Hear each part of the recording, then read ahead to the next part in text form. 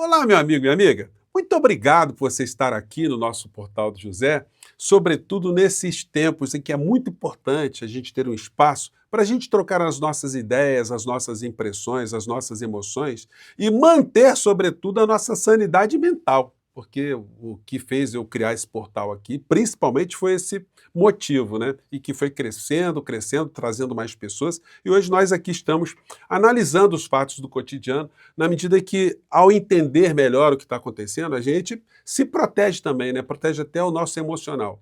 Porque as coisas que vão nos bombardeando todos os dias são muito complicadas, coisas que vêm de fora do nosso país e, sobretudo, as coisas que acontecem aqui.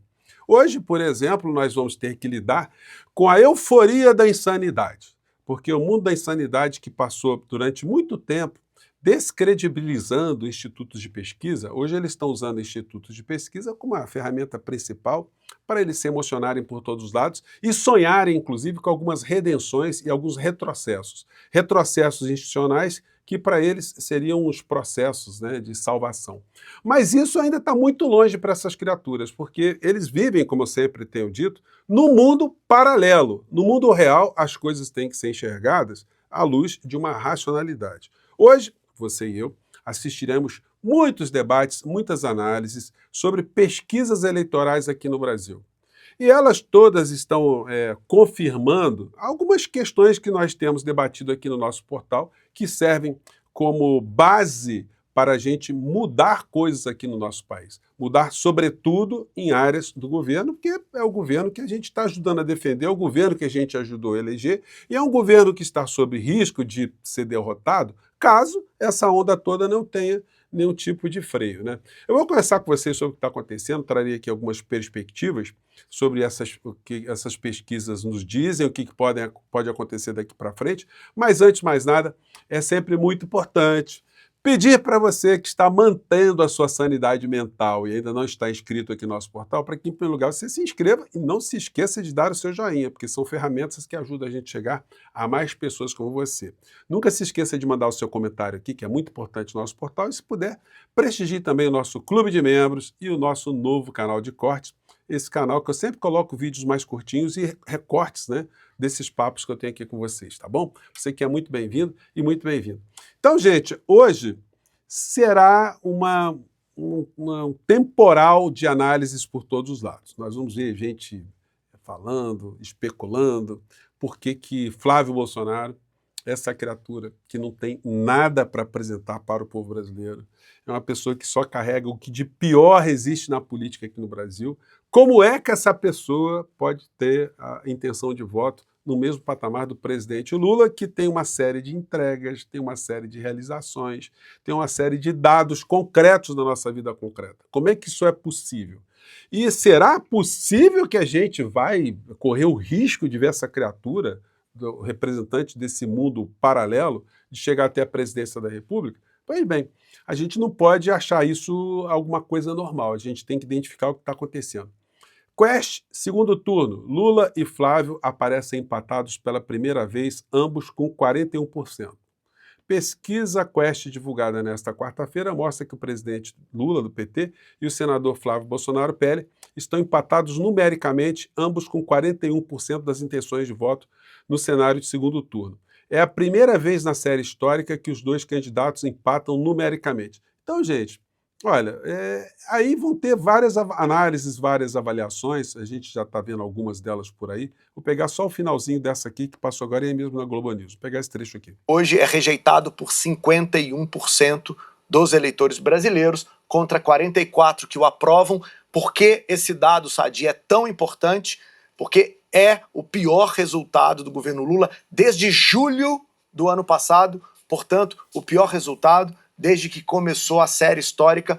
Olha, então é o seguinte, nós vamos ver muitas análises e muitas vão convergir para o que está acontecendo hoje aqui no Brasil. Como eu disse para vocês, a gente teve alguns fatos ao longo desses últimos dias envolvendo uma campanha que fizeram contra o filho do presidente Lula, o Lulinha, e essa gente criminosa plantando mentiras por todos os lados, que ele recebia dinheiro, estava roubando aposentado. Gente, isso vai espalhando na extrema-direita, que é um negócio, e em várias franjas da sociedade brasileira. E Banco Master, e Alexandre de Moraes. Enfim, há uma campanha permanente para se descredibilizar o ministro Alexandre de Moraes, o Supremo Tribunal Federal, e é por isso que eu tenho feito críticas aqui a colegas aqui no campo progressista que estão caindo nessa armadilha. Estão jogando muito mais foco no contrato da mulher do ministro Alexandre de Moraes, e isso ajuda a descredibilizar o ministro. Não que isso tenha sido uma coisa maravilhosa que tenha acontecido, né? Nós todos lamentamos que tenha havido esse tipo de contratação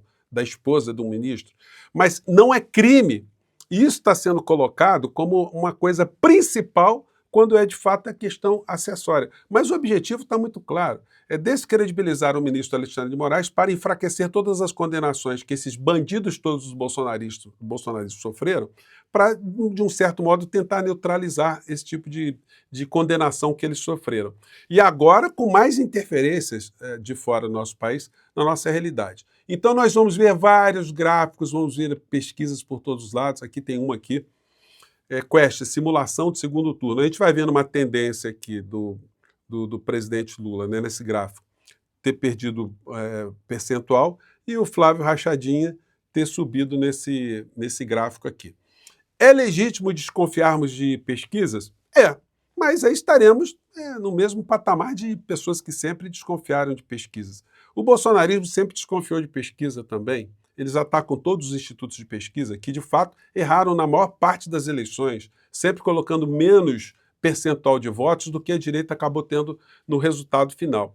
E nós sempre desconfiamos, nós do campo progressista, do campo da esquerda, porque, de fato, os institutos de pesquisa serviram para induzir votos, para manipular até no dia da eleição. Aqui no Brasil, a gente não deve esquecer que até no dia da eleição se tinha capa de jornal dizendo quem estava na frente, quem ia ganhar, induzindo voto e contaminando eleições aqui no Brasil. Mas agora existe pelo menos algum tipo de critério, porque esses institutos têm que publicar suas pesquisas com os métodos, com o tipo de metodologia que foi utilizado, publicar isso junto à Justiça Eleitoral para ter algum tipo de auditagem. Então, hoje que nós veremos, serão muitas especulações também. Começa aqui. Medo de continuidade de Lula ultrapassa pela primeira vez receio da volta da família Bolsonaro. Como é que é? Medo da continuidade de Lula? Vem cá, gente. Você conhece alguém que tem medo da continuidade do governo Lula? Medo por quê? O que o Lula está metendo de medo aqui no Brasil? Agora, vejam só como é que o discurso do pânico moral, do pânico vermelho, do pânico político, do pânico religioso, como é que isso atinge uma série de segmentos aqui no Brasil. Porque as pessoas simplesmente elas não analisam concretamente. Nós acabamos de ver os trabalhadores que ganham até R$5.000 e os que tinham de desconto do imposto de renda terem agora a alíquota zero. E isso não refletiu nessas pesquisas, muito pelo contrário, no segmento que está ali entre dois salários mínimos e R$5.000, essas pessoas tiveram menos intenção de voto no Lula do que tinham anteriormente. Então tem coisas muito erradas acontecendo, sobretudo na informação que as pessoas recebem sobre o que está acontecendo. E é por isso que ainda está em tempo, bastante tempo, não vou ficar aqui dizendo, eu não falei que isso ia acontecer, isso é besteira, né? Isso é até uma certa posição arrogante de ficar dizendo isso. O que nós temos que compreender é o que aconteceu, fazer uma análise racional, tentar chamar a atenção de quem tem poder de decidir sobre essas questões, sobre comunicação, propaganda, informação à sociedade, prestação de contas, o comportamento do presidente da República, das áreas estratégicas, para a gente mudar o rumo e fazer com que as informações cheguem, para que a sociedade fique mais consciente do que está acontecendo, perca medos em função dessas mentiras, do negacionismo, das pilantragens que são feitas e esclarecimentos sobre os papéis de algumas figuras. Sobretudo, algumas que misturam política com religião. É necessário também fazer um enfrentamento a esses pilantras, esses bandidos, esses malfeitores que exploram a fé das pessoas para fins políticos. Então tem muita coisa para acontecer, muita coisa que pode ser modificada. Agora, certamente não será um ano muito tranquilo, né? Porque dentro da lógica política, diante de tudo aquilo que o presidente Lula já entregou, de tudo aquilo que racionalmente pode ser interpretado, é inaceitável que o Brasil, que o eleitor na reta final, que no dia de dar o seu voto, ele olhando ali para esses dois campos, ele olhe para o Flávio Bolsonaro e fale, olha, isso aqui é muito melhor, é muito racional, é mais inteligente, é mais sensato, é mais brasileiro, é mais patriótico, é melhor para a economia, é melhor para o aposentado, é melhor para o trabalhador, do que tudo aquilo que o presidente Lula tem entregue e tem feito. Agora, tudo aquilo que o presidente Lula tem feito e tem entregue são coisas que pessoas como você e eu estamos enxergando, mas uma grande parcela da sociedade ainda não está enxergando. Outro ponto muito importante é que está mostrando que a economia por si só, os indicadores econômicos por si só, eles não mexem com a intenção de voto do trabalhador e da dona de casa. Aqueles trabalhadores que estão tendo uma melhor renda hoje, eles não estão associando essa condição melhor, ou eles não estão sentindo essa condição melhor, ou eles não estão sendo chamados a atenção que a sua condição melhorou, ou simplesmente eles estão preocupados com outras coisas.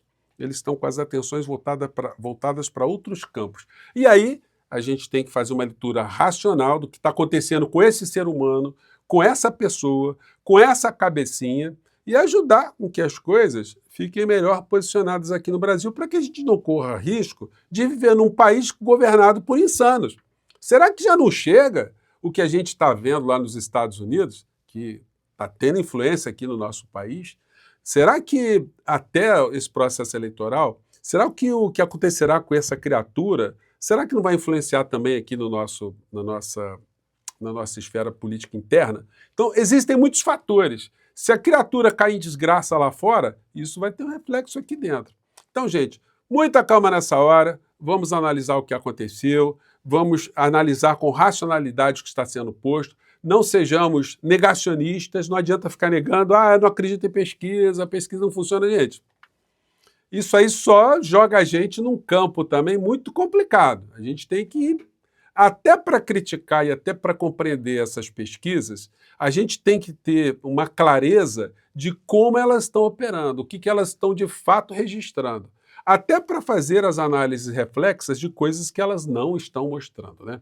É como eu penso e por isso que eu estou aqui. Então, gente, muita calma, vamos olhar o que está acontecendo e vamos ajudar a mudar o que está acontecendo em termos de estratégia de informação, de comunicação para o povo brasileiro, não é isso? Eu fico por aqui, um grande abraço, até o nosso próximo encontro. Tchau.